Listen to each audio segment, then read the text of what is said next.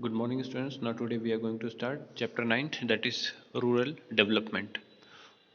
Now, what are the challenges of rural development? What does rural development means first? Here, rural development means it is an action plan for the social and economic growth of the rural areas.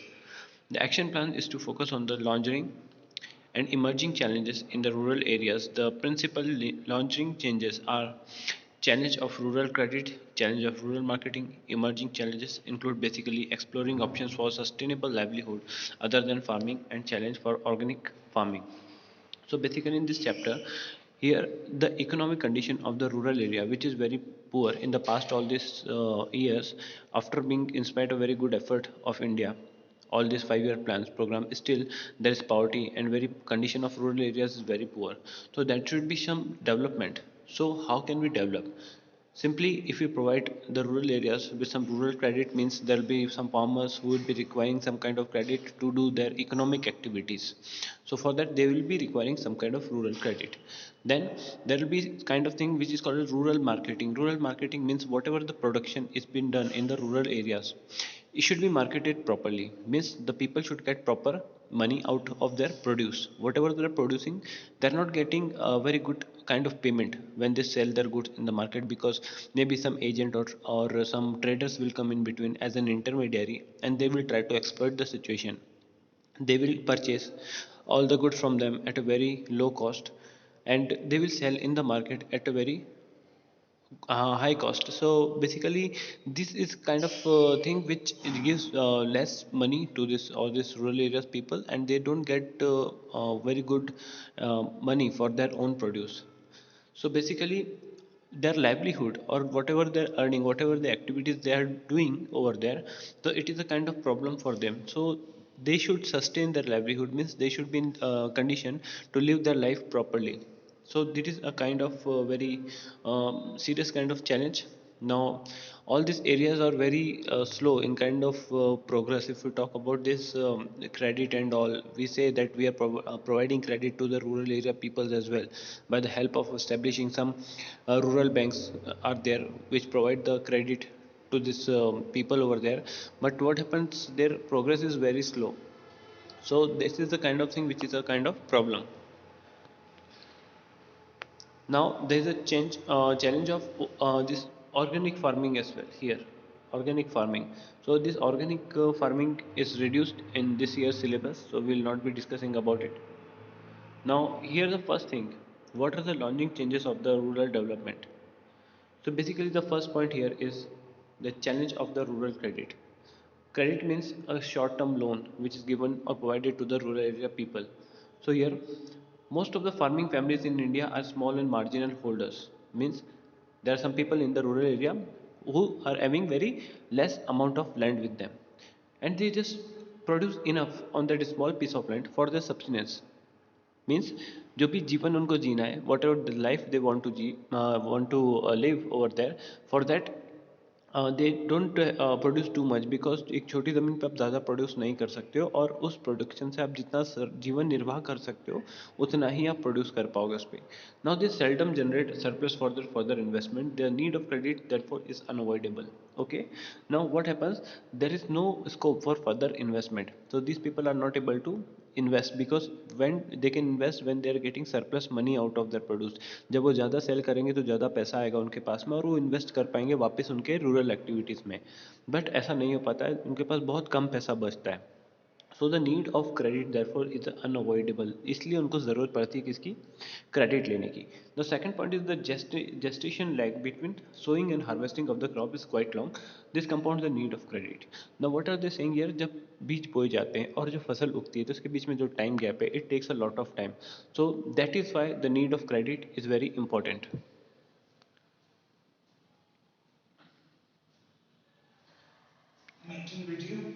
Now, why do these people need the credit? The first one is here is short-term credit, means that kind of loan which is given for a short period of time.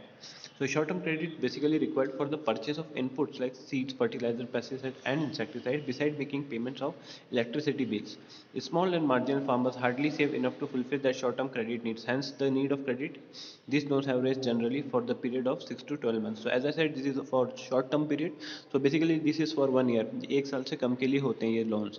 अब basically क्यों चाहिए रहते हैं? Why do they want it? यहाँ पे seed, fertiliser, pesticide ये सब चाहिए रहता है. जब भी आप खेती करते हो, आप उसमें फसल उगाते हो, तो आपको ये चीज़ें चाहिए रहेगी एज एन इनपुट.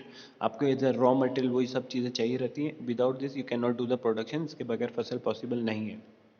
सो ये चीज़ की ज़रूरत पड़ती है, तो शॉर्ट टर्म वहाँ पर चाहिए रहता है to purchase just a kind of thing which is nothing but raw material, all inputs you need to buy. Now second is medium term credit. The medium term credit is required for the purchase of machinery like tractor and all. So construction of fences, digging the wells, कुएं खोदना, such loans are raised generally for the period of up to 5 years. So basically when you talk about 1 to 5 years, you are talking about medium term credit. So basically क्यों चाहिए रहता है? Basically to purchase some kind of machinery in order to do the production in agriculture activities. Then third one is long term credit. So basically more than 5 years to 20 years, this is called as long term credit given by the banks. Now long term credit is required for the purchase of additional land. So these farmers will be purchasing some additional land and for carrying out the permanent improvement in the existing land. Okay, so basically why this kind of long term credit is given. Basically जब उन किसानों को ज़्यादा ज़मीन खरीदनी हो या फिर उसकी जो प्रोडक्टिविटी है वो बढ़ाने के लिए आपको एडिशनल इन्वेस्टमेंट करने की ज़रूरत पड़ती है, तब इनका यूज़ होता है. So the credit requirement for the farmer may also be classified as the productive or unproductive. So the productive requirement of credit relates to production activity. Unproductive requirement credit relates to the consumption activity. Now basically there are two types of activity over here: productive and consumptive, unproductive. And here the productive means when the farmer is doing the production activity, and the second one is when the farmer is not doing the production activity, means he is simply just improving the quality of the soil. So it is called as unproductive. Now what are the sources of rural credit? From where you can get the money? This is important here. So how many types of credit we have seen? Short term, medium term and long term. Now what are the sources? पैसा कहाँ से मिलेगा? So basically from institution and non-institution. So of the these are the two of this, the non-institutional sources are conventional and traditional sources. Non-institutional मतलब कि ये वो है जो कि बैंक नहीं है पर गाँव में मिल जाते हैं जहाँ से आपको पैसा मिल सकता है. Then the second one institutional sources और इमर्जिंग सोर्सेज लाइक बैंक्स. तो यहाँ पे नॉन इंस्टीट्यूशन में कौन हो गए? लैंडलॉर्ड हो गया, विलेजर्स, ट्रेडर्स हो गए, मनी लैंडर्स. अब ये लोग कौन है? वो लोग हैं जो इनके पास में सरप्लस पैसा रहता है, बहुत ज़्यादा पैसा रहता है, and they can easily provide some credit to the rural area people, और वो उससे अपनी खेती का काम कर सकते हैं. तो basically they charge very high rate of interest, बहुत ज़्यादा एक्सप्लॉइट करते हैं. They will just kind of thing, if they are not able to pay the money they will take the land also. तो वहाँ पे गिरवी रखना पड़ता है बहुत कुछ. तो that is a kind of problem. Even after paying a very high rate of interest, they charge very high rate of interest, तब भी लोग उनके पास ज़्यादा जाते हैं आज भी. Okay, now traditionally most credit need of farmer are provided by these sources. Now non-institutional sources accounted for 93% of the total borrowing of the farmer at the beginning of 5-year plans. So when this 5-year plan began, so almost everybody from this rural area, they were going to this all this landlord, village traders, ये जो बड़े बड़े लोग होते थे गांव में, उनके पास में ही जाते थे स्टार्टिंग में. बट बाय 1981 जब कुछ बैंक्स आ गई, the institutional sources emerge as the principal channel of rural credit. मतलब कि बाद में क्या हुआ, बैंक आ गए, और बैंकों के आने से ऐसा हो गया कि बैंकों के पास लोग जाने लग गए क्रेडिट के लिए. Now what are the institutional sources? So basically the institutional sources are the government, cooperative societies are there, commercial banks are there, RRB or regional rural banks are there. So together they account for 7% of the credit needs of the farmer in the beginning of first 5-year plans. तो शुरुआत में कितना percent cater किया इन लोगों ने? सिर्फ 7% दिया. But after that, but presently their share has increased to 66%. Means nowadays they are contributing a lot in the field of providing credit to the farmers. तो ये बहुत ज़्यादा अब एक जोर लेने लगी चीज़ कि अब लोग उनके पास, मनी लेंडर के पास नहीं जाके बैंकों से क्रेडिट लेते हैं. So out of the total institution credit, cooperative credit contributes nearly 15% and commercial bank about 75%. As a thing cooperative credit कितने हैं? 15% कॉन्ट्रीब्यूशन कर रहे हैं. कमर्शियल बैंक कितना कर रहे हैं? 75% कॉन्ट्रीब्यूट कर रहे हैं in terms of credit. Okay, अगर दोनों को सेग्रीगेट कर दिया जाए तो ऐसा हम देख सकते हैं. Now, apart from substantial expansion in the flow of credit by commercial banks and regional rural banks, the cooperative credit institutions have emerged as a important institutional agencies offering credit support and related services. Now, besides this RRB, the cooperative institutions, जो cooperative credit society बनाएगी इनके लिए, वो इनको एक तरह से support देने का काम करती है। जब भी छोटे या आपको short term medium term loan चाहिए, आप उनके पास में जाके लोन ले सकते हो। तो उन्होंने इनके साथ में बहुत अच्छा काम किया है और एक क्रेडिट सपोर्ट प्रोवाइड किया रूरल एरियाज में। Now, what are the main parts of it? Like following is a brief description of some important agencies of rural credit in India. तो रूरल एरिया में कौन कौन सी एजेंसीज आपको मिलेगी? तो first one of course cooperative credit society, जिसकी बात अभी अपन कर रहे थे। तो the cooperative societies provide adequate credit to the farmers at a reasonable rate of interest. तो जाहिर सी बात है, जो क्रेडिट कोऑपरेटिव सोसाइटी थी 11th में भी आपने पढ़ा होगा, तो उसमें हमने क्या डिसाइड किया था that this type of credit society will be doing welfare. They will not be there for kind of thing which is called as profit. So at a very low rate of interest they will be giving loans to the farmers. So this society also provide guidance in diverse agriculture operations with a view of raising crop activity. Okay, तो ये आपको guidance भी देते हैं कि crop कैसी लगाई जाए, मीन्स गाइडेंस के साथ में आपको क्रेडिट दे रहे हैं।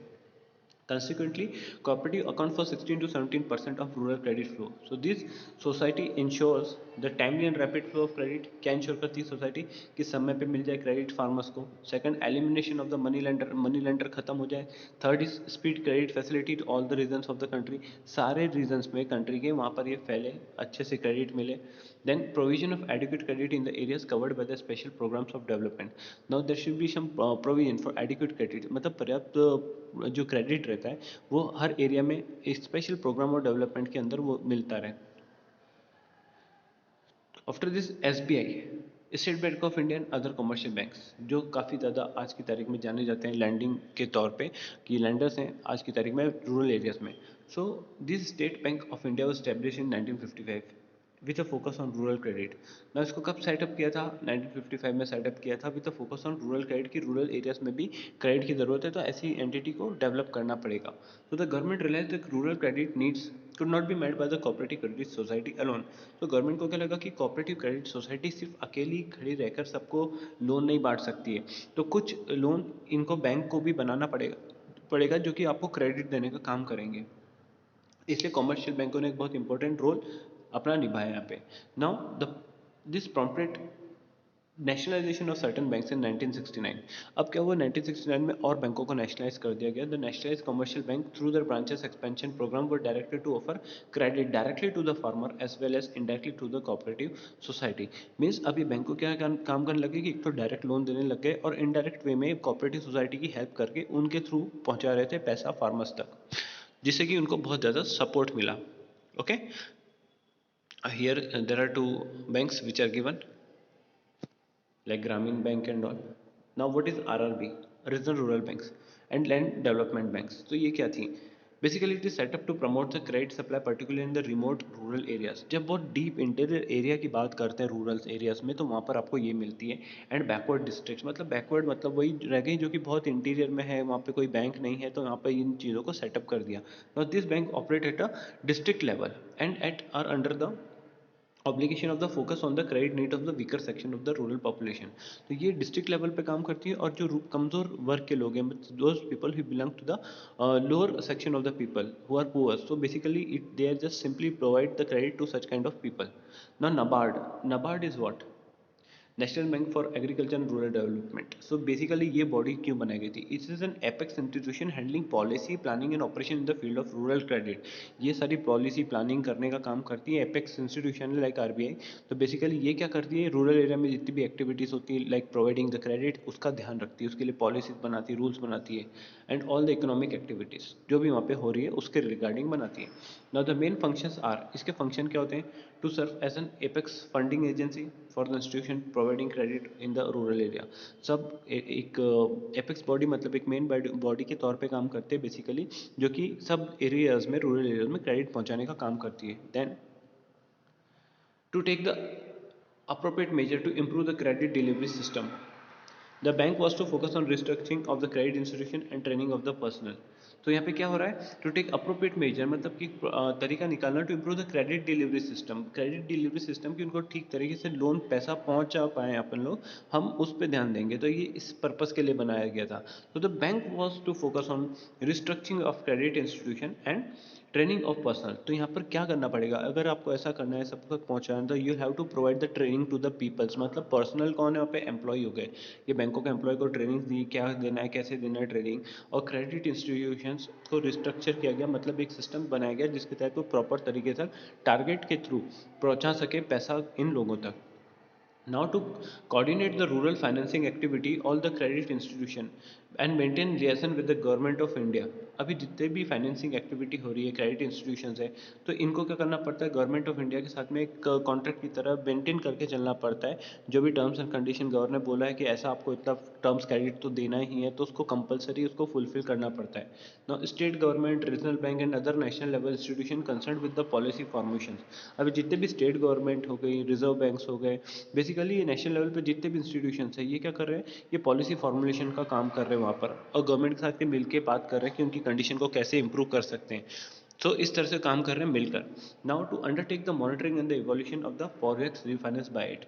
अब क्या करें, टू अंडरटेक मॉनिटरिंग, निगरानी रखना और इवैल्यूएशन करना कि जो भी प्रोजेक्ट रिफाइनेंस करने चाहिए कि नहीं, मतलब रिफाइनेंस मीन्स जब वापस से आप फाइनेंस करते हो किसी प्रोजेक्ट को, तो करना चाहिए कि नहीं, वो वैल्यूएशन, जैसे कि किसी ने पैसा डुबा दिया तो अब क्या हो सकता है, उसको वापस से फाइनेंस दे सकते हैं कि नहीं। तो that is a kind of thing. तो रीफाइनेंसिंग के लिए भी काफ़ी इन्होंने जोर दिया, मॉनिटर करने लग गए, निगरानी रखने लग गए कि किनको रिफाइनेंस करना चाहिए, किनको नहीं करना चाहिए। Now, the rural banking, a critical evaluation. Now, what is rural banking critical evaluation? Let us read it. Now, rural banking क्या है? It's simply expanded over the time. गाँव में जो है rural banking बहुत अब spread हो गई है. The expansion has been significantly, particularly since nationalization of major commercial banks in 1969. तो जब commercialization हो गया, सारे बैंक nationalize हो गए 1969 में, तब बहुत ज़्यादा क्रेडिट बैंकों ने दिया है।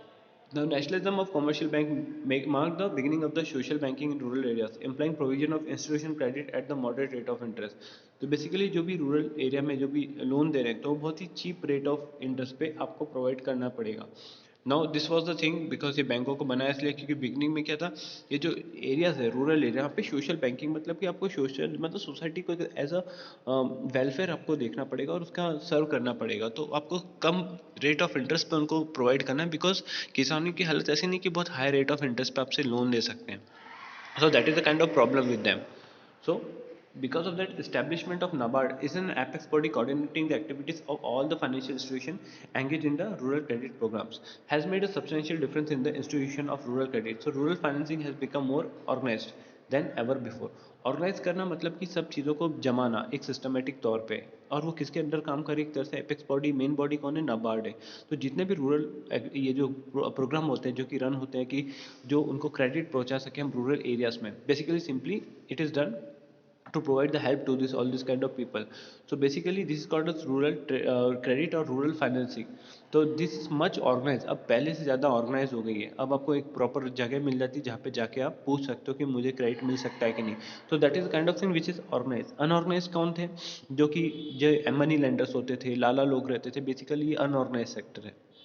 ये आपको कोई भी ऐसा प्रॉपर जगह पे लेके नहीं बैठते, आपको इनको कहीं पे भी जाके आपको ये मिल जाते हैं और आप वहाँ से उनसे बात कर सकते हो। और ये अनऑर्गेनाइज्ड है, मतलब इनका गवर्नमेंट और उसका कोई लेना देना नहीं, ये सिंपली एक डील करते हैं आपके साथ में डायरेक्टली आके। तो ये एक ऑर्गेनाइज सेक्टर में नहीं आता है। Now, it is not denying the fact that the institution credit has gone a long way in the liberating the farmer from the debt trap of the Mahajan and money lender। अब बैंकों ने क्या किया, इनको जो गरीबी को, ये जो कर्जे में डूब गए थे लोग, इनको इस तरह से महाजन और मनी लेंडर्स जिन्होंने की बहुत सारी ज़मीनें अपने अंडर ले ली थी, so this all this bank has improve the condition of this people. बैंकों ने उसकी कंडीशन को इम्प्रूव किया, उनको इनके चुंगल से छुड़ा लिया है। Now also it is not denying fact that the institution credit has promoted commercialisation of agriculture, but this is a flip side also. अब यहाँ पे क्या बोल रहे हैं, ये जो इंस्टीट्यूशन क्रेडिट है इसने क्या किया था, कॉमर्शियल जो एग्रीकल्चर है उसका कॉमर्शियलाइजेशन कर दिया। मीन्स आज जो रूरल एरिया में जो लोग हैं वो क्या देखते हैं इसको as a economic activity, means it is a profit making business for them. So they always try to grow surplus crops, ज़्यादा क्रॉप्स उगाएंगे, they will sell that surplus crop in the market after using for their consumption, और उससे पैसा कमाएंगे। Now deficiency of the rural banking are equally glaring. So deficiency भी थी rural banking में, जो कि हमेशा झांक रही थी। नोटेबल ऑब्जर्वेशन क्या थे? सो बैंकिंग क्रेडिट और credit institution credit has invariably been tied to the collateral. मतलब इनको कुछ चीज़ें गिरवी रखनी पड़ती थी और गारंटी रखनी पड़ती थी, because of which large section of people often left out. मतलब जो लोग गिरवी नहीं रख पाते थे उनके लिए बैंक कुछ नहीं कर पाती थी। Second, owing to the political populism, the government has shown lack of strictness in recovery of loans. As a result, default rate has increase over time. Means ये जो पॉलिटिकल जितने भी एजेंडा रहते हैं, जैसे कि पॉलिटिक्स में क्या रहता है कि कर्ज माफ़ी कर देना किसानों की, तो ये एजेंडा की वजह से क्या हुआ, बहुत सारा जो एक जो लोन लिए थे लोगों ने लौटा नहीं पाया, उससे बहुत सारा पैसा डूब भी गया। तो that is the kind of thing in which default rate जो होता है, जब आप पैसा नहीं चुका पाते हो तो that is called as default rate, वो ज़्यादा बढ़ गया। Then the third point is, apart from the commercial bank, most financial institutions have failed to develop the culture of saving for the future among the farmer family। और बहुत सारी ये चीज़ हुई कि फार्मर फैमिली से बहुत सेविंग कराने की जो कोशिश की गई कि आप सेविंग करो, you can save that amount for the future, you can do some economic activities. तो ये चीज़ वो नहीं कर पाए, वो इतना ज़्यादा सेविंग कराने में उनसे पॉसिबल नहीं रह पाए, वो नहीं करा पाए। तो mobilisation of deposit has remained rather subdued. मतलब कि जो होता है, देखो जब कोई छोटी छोटी सेविंग करते हैं तो वो सब मिलके सेविंग, सेल्फ हेल्प ग्रुप का कंसेप्ट आता है यहाँ पे, कि छोटी छोटी सेविंग अगर फार्मर करता है तो वो किसी एक की मदद कर सकता है। तो बट यहाँ पर ये प्रॉब्लम थी कि ऐसी सेविंग्स पॉसिबल नहीं रही पाई और ऐसे लोग बहुत कम थे जो इसके लिए आ गए। तो that is a kind of problem, तो इससे बहुत सारे लोगों को फ़ायदा नहीं मिला। Now the impact of debt on farmers is generally becoming so huge is a suicidal death rising from sources close to the centuries, particularly in the states of Andhra Pradesh, Maharashtra. अब this is just a kind of thing which you can ignore। Maharashtra और आंध्र प्रदेश में क्या बहुत सारे लोगों ने suicide कर लिया था, बिकॉज ये कर्ज में फंस गए थे, तो और कोई ऑप्शन नहीं बचता उनके पास, तो उन्होंने ऐसा सोचा और सुसाइड कमिट कर लिया था। So it is a high time that the government consider rural banking as a social need for production purposes। इसलिए गवर्नमेंट ने क्या बोला कि रूरल बैंकिंग को और ज़्यादा लैंडिंग करने के लिए, ताकि इनकी कंडीशन इंप्रूव हो जाए और वो लोग इस तरह के सुसाइड कमिट ना करें। Now a challenge for rural marketing. अब रूरल मार्केटिंग क्या है? बेसिकली रूरल मार्केटिंग में बेसिकली चैलेंजेस क्या आते हैं? Okay, so what is the main challenge here? After harvesting, फसल कटने के बाद, the farmer need to assemble the produce on the farm, process it, grade it, pack it and store it before it finally brought to the market for the sale. So agriculture market include all these processes between harvesting and final sale of the produce by the farmers। अब क्या होता है, किसानों को जब ये फसल कटती है तो बेसिकली इसको ग्रेड करते हैं, पैकेट में बांधते हैं, उसको पैकेजिंग करके मार्केट में भेजा जाता है बिकने के लिए। तो agriculture marketing include all this process between harvesting and final sale of the product. मतलब कि एग्रीकल्चर मार्केटिंग जो चीज़ है ये पूरी प्रोसेस को करके देती है। दस एग्रीकल्चर मार्केटिंग ये एक बहुत मेन प्रोसेस हो जाती है।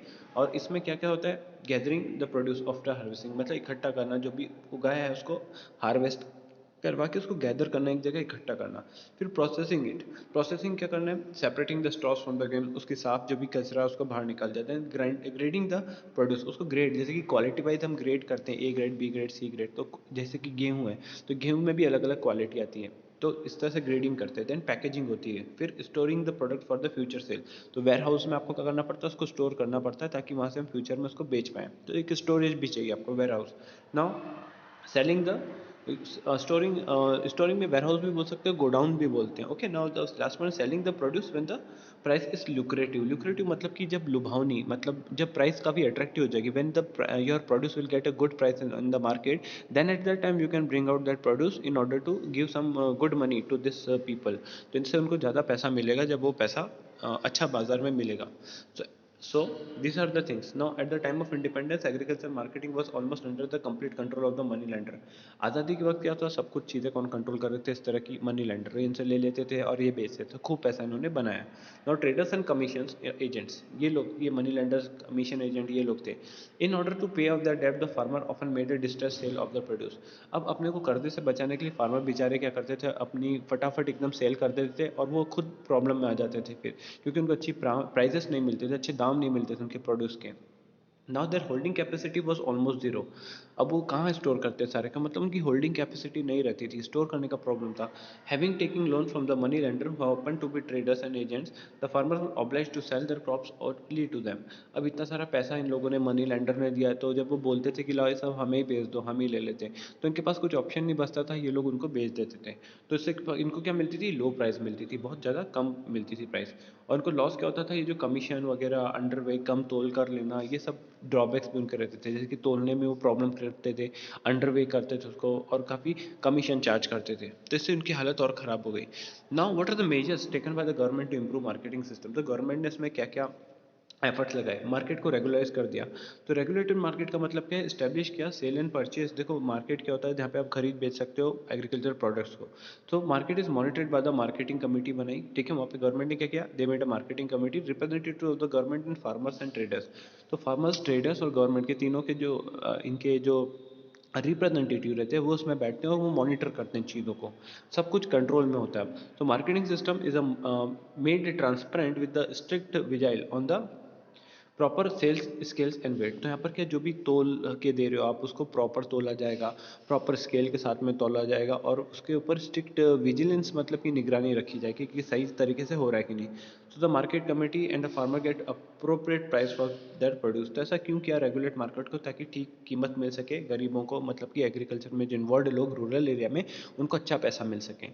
Cooperative agriculture marketing society. अब जैसे कि एग्रीकल्चर में मार्केटिंग सोसाइटी को स्टैब्लिश किया गया, तो ये भी कोऑपरेटिव, मतलब कि सब इसका बेनिफिट ले सकते हैं उधर के लोग। Now the government is encouraging the formulation of cooperative agriculture marketing society as a member of this society. Okay.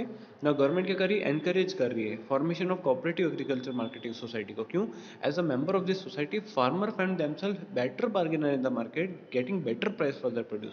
देखो जब ऑलरेडी अगर एक क्रेडिट कोऑपरेटिव मार्केटिंग सोसाइटी होती है, तो क्या होता है, सारा का सारा प्रोड्यूस मार्केटर जो फार्मर्स को किसको देंगे, इन तरह की मार्केटिंग सोसाइटीज़ को। अब वहाँ पर इकट्ठा हो गया, अब जब भी मार्केट में जब भी सेल करना होगा तो वहाँ से बिकेगा, तो एक जगह आके इकट्ठा हो गया, वहाँ से बिक रहा है, तो उनको अच्छी प्राइजेस मिल रही है। तो this is the kind of thing which is done by the marketing society. Now warehouses, as I told, provision for warehouses facility, इसको स्टोर करने के लिए warehouse की requirement है। तो with the view of avoiding distress sale, the government is offering warehouses facilities to the farmers। अब government अब क्या कर रही है, गरीबों की क्या दे रही है, एक तरह से वेयर हाउसिंग की फैसिलिटी दे रही है कि आप अपने गुड्स को एकदम डिस्ट्रेस में घबरा के बेचना मत, यहाँ पे स्टोर कर दो, आराम से यहाँ से बेच सकते हो जब अच्छी प्राइस मिलेगी, मीन्स उनको एक स्टोरेज की फैसिलिटी दे दी गई। तो central state warehousing corporation are the principal government agencies.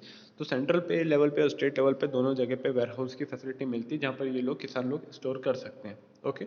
और वहाँ से जब भी सही समय आएगा तो वहाँ पे उसको बेच सकते हैं।